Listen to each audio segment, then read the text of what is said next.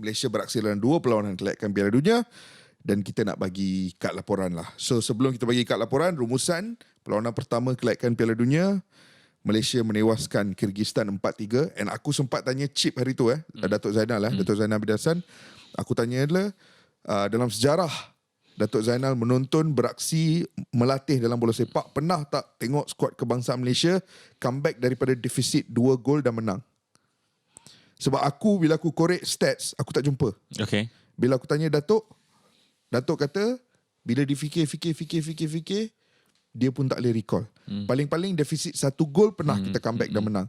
Tapi 2 gol selalunya kita either tewas or bare minimum maybe seri. Tak pernah comeback daripada 2 gol defisit dan menang. Tapi Malaysia hari itu daripada 3-1 ketinggalan menang 4-3.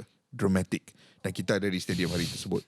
Dan a few days later Malaysia menewaskan Chinese Taipei 1-0. Jadi sekarang ni kumpulan D kelayakan Piala Dunia tu Malaysia nombor 1 lah. 6 mata daripada 2 perlawanan dengan 100% rekod. So itu rumusan apa yang berlaku. So sebelum kita mula nak membicarakan apa yang berlaku, apa grade yang kita nak bagi dekat skuad kebangsaan kali ni? Aku dah bagi tahu kat Ang off record tadi. Hang nak bagi A minus, tapi aku nak bagi A. Kau nak bagi A? Okay, lebih kurang sama lah. Aku Okay. A minus, A. Alright. Okay, tapi kita agree on A lah. Kita settle on A. Kita settle on A. Kenapa? Daripada bola itu live A. A, daripada bola tu live A. Aku rasa 2 kemenangan. 2 kemenangan, 5 gol dijaringkan, 3 gol bolos dengan lawan yang salah satu daripadanya adalah berada di tempat yang lebih tinggi daripada kita kan? Betul. Di bawah 100 in fact. Di bawah 100, ranking FIFA. top 100 lah. Top 100 dalam ranking FIFA Power Ranking. Memang satu perlawanan di tempat sendiri, satu perlawanan di tempat away, tetapi World Cup qualifier ni lah yang banyak meremukkan hati kita sebelum-sebelum ni. Dalam edisi-edisi sebelum ni kan. Bukan kita nak katakan sekarang ni tak nak kita kena layak untuk ke World Cup seterusnya. Perjalanan masih lagi panjang, tetapi aku sangat suka approach yang ambil approach one game at a time macam ni. Yang kalau kita tengok pasukan di ketika menewaskan Republik Kyrgyz adalah berbeza dengan pasukan yang menewaskan Chinese Taipei. Oh yes, yes. Bukan saja kesebelasan yang berbeza, setup pun berbeza. Jadi approach one game at a time ni working well dengan Harimau Melaya. Sebab apa Kish? Sebelum-sebelum ni pasukan kebangsaan Malaysia ni kalau ada momentum, mereka akan overuse the momentum. Faham tak? So ada satu formula ni, dengan pemain-pemain tertentu, dengan taktik-taktik tertentu, formasi tertentu. Kalau work satu game, dia nak pakai lagi 3 game. Walaupun 3 game selepas tu adalah tidak memberikan keputusan yang memberangsangkan. Alasan dia kenapa? Kerana dia work one time hari tu ni. Correct. Faham yes, tak? yes. Jadi approach tu sudah pun tidak digunakan lagi. Yeah. Walaupun menang lawan Republik Kyrgyz, kita masih lagi level headed. Yes. Kita tak swoon by the result dan cuba untuk buat perkara yang sama walaupun perkara yang sama tu banyak kekurangan. Jadi disebabkan itu aku bagi A untuk pasukan Harimau Melaya kali ni. Dia ada tiga benda yang aku suka pasal Harimau Melaya. Ini adalah aspek berpasukan bukan individual. 3 benda yang aku suka. Salah satunya aku sempat bicarakan dengan Datuk Zainal dalam pre-show game lawan Chinese Taipei hari tu, ataupun post-show sebenarnya. Sebab antara perkara yang selalu penyokong-penyokong suka bangkitkan adalah apa sebenarnya kesebelasan terbaik Malaysia. Tapi bila borak dengan Datuk Zainal, dia sendiri cakap yang sekarang ni dah sampai tahap dah tak relevan soalan tu. Sebab tak ada satu kesebelasan terbaik yang boleh dipakai menentang semua opposition. It doesn't work that way. One size fits all dah tak ada dah. Sekarang ni kesebelasan terbaik tu bergantung kepada lawan. Opposition. Maknanya kalau lawan sebuah tim ni, inilah kesebelasan terbaik. Lawan sebuah lagi tim, kesebelasan terbaik akan berubah berdasarkan apa yang diperlukan untuk menang dalam game tersebut. So that pragmatism sama macam apa yang Han cakap tadi. Kalau kita dah menang guna satu style dalam satu game ni, kita tak carry benda tu untuk the next game just because it worked in the previous game. So sebab kita respect yang every game is different dan different games memerlukan dynamic yang berbeza kan. So that's the first thing yang aku suka. Benda kedua yang aku suka Faiz, yang ni selalunya bila kita ketinggalan 3-1 ni, selalunya body language akan drop. Player-player akan mula kecoh di atas padang. Akan ada satu late tackle yang tiba-tiba dapat red card sebab dah frustrated. Last kita akan kehilangan seorang pemain, lepas tu bolos satu atau dua lagi, and in the end kalah 5-1. Selalunya itu skrip dia, kan?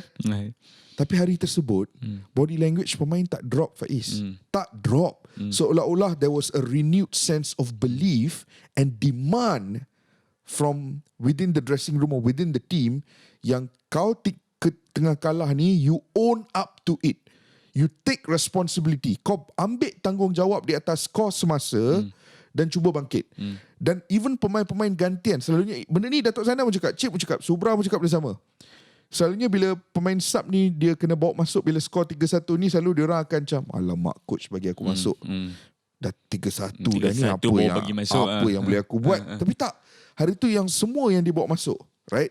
Daripada Daniel Ting ke Paulo Josue ke Endrick, semua yang dibawa masuk dengan a sense of eagerness untuk contribute, dan semua memainkan peranan.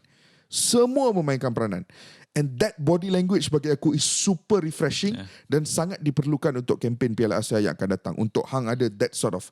And the third thing yang aku suka pasal Harimau Melaya kali ni adalah bukti bahawa Kim Pan-gon memiliki in-game tactical management yang baik. Apa maksud aku? Kadang-kadang jurulatih di Malaysia ni, bila dia ada satu plan untuk menangani sebuah opposition, plan tu kalau berjalan lancar dari minit pertama, mantap. Tapi kadang-kadang plan ni bukan berjalan dengan lancar dari minit pertama. Kadang-kadang tak berjalan, tak seperti efektif, yang kita bayangkan. Tak seperti yang kita bayangkan. Persoalan yang akan datang selepas itu, lepas 15 minit, kalau tahu plan tu tak berjalan according to apa yang kita jangkakan, What now? Apa yang boleh jurulatih lakukan dalam situasi tersebut? Kadang-kadang kita terbiasa dengan skuad kebangsaan pasif dalam situasi tersebut. Panik. Kita tak tahu macam mana nak deal dengan the setback yang ada, kan? Tapi dalam kedua-dua perlawanan ini, in-game tactical management daripada Kim Pan-gon adalah sangat encouraging. Aku nak guna contoh game lawan Kyrgyzstan. Kita start game dengan back 5, back 3. Kemudiannya bila ia tidak berkesan, dia keluarkan Syarul Saad. Dia bawa masuk seorang midfielder ataupun attacker and kembali ke back 4. Okay? After a while, the back 4 ataupun struggle sikit, switch again. Dia keluarkan Dominic yang injured. Dia bawa masuk, aku time tu ingat dia akan bawa masuk centre back seorang ke midfield seorang. Tak, dia bawa masuk left back, Daniel Ting. And then dia paksa Corbin Ong main left-sided centre back, Matt Davis right-sided centre back, kat tengah Dion Cools. So the evolution of Malaysia punya defensive shape and structure dalam game itu sahaja was super encouraging, sebab dia try satu benda tak jadi, try lagi tak jadi, try lagi. And then it works sebab Daniel Ting punya kemasukan yang membantu Malaysia on the left flank, and then Arif Aiman turun wing back, and then Paulo Josue pula more effective on that day against a taller Kyrgyzstan defense. Tiba-tiba Malaysia dapat comeback and menang. And the same thing lawan Chinese Taipei, Faiz. Bila game tak berjalan lancar, Endrick dengan Darren Lock dibawa masuk. And those two were the one yang combine untuk winning goal. So ini 3 perkara yang aku suka daripada national team kita. Hello gang. Untuk Bola Itu Live sekarang ni, sedutan-sedutan menarik daripada setiap episod korang boleh tonton di YouTube Astro Arena. Tapi kalau nak tengok episod penuh ataupun nak dengar episod penuh, korang boleh tonton di Astro Go ataupun dengarkan audio penuh episod Bola Itu Live di platform Shock dan juga Spotify.